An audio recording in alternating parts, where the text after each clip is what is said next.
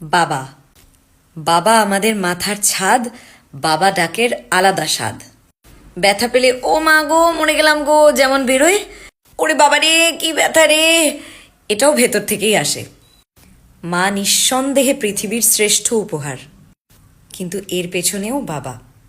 মাকে তো পছন্দ করে বাবাই নিয়ে আসে, তারপর তো আমরা আমাদের মাকে পাই। হ্যাঁ, মা ডাকের যেমন কোনো তুলনা নেই, তেমন বাবা ডাকের কোনো ব্যাখ্যা নেই। হ্যাঁ, মায়ের মতন বাবাকে সব কথা খোলাখুলি বলা যায় না ঠিকই, কারণ আমরা জানি বাবাকে না বললেও বাবা বুঝে যাবে। মা ডাক শোনার জন্য মায়েরা ঠিক যতটা কষ্ট করে, বাবা ডাক শোনার জন্য বাবারাও ঠিক ততটাই। মা যদি মাতৃভাষা হয়, তাহলে বাবা আমাদের পিতৃ পরিচয়, আমাদের পদবী, আমাদের গোত্র। মা যদি নারীর টান হয়, তাহলে বাবা আমাদের রক্ত।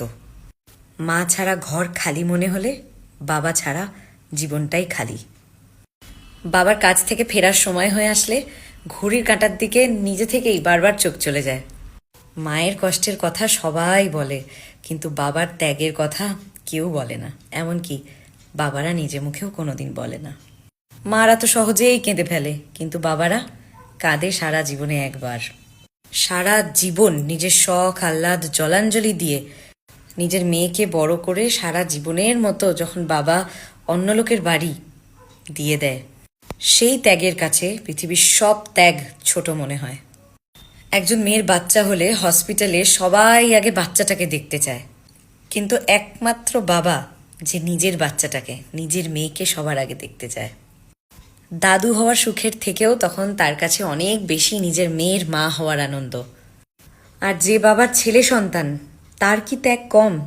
ছোটবেলা থেকে ছেলের যাবতীয় আবদার মিটিয়ে, জেদ মিটিয়ে, নিজের সবটুকু রোজগার দিয়েই হোক বা লোকের কাছে ধার বাকি করেই হোক, ছেলেকে ভালো জায়গায় পড়াতেই হবে, যেখানে ছেলে পড়তে চায়।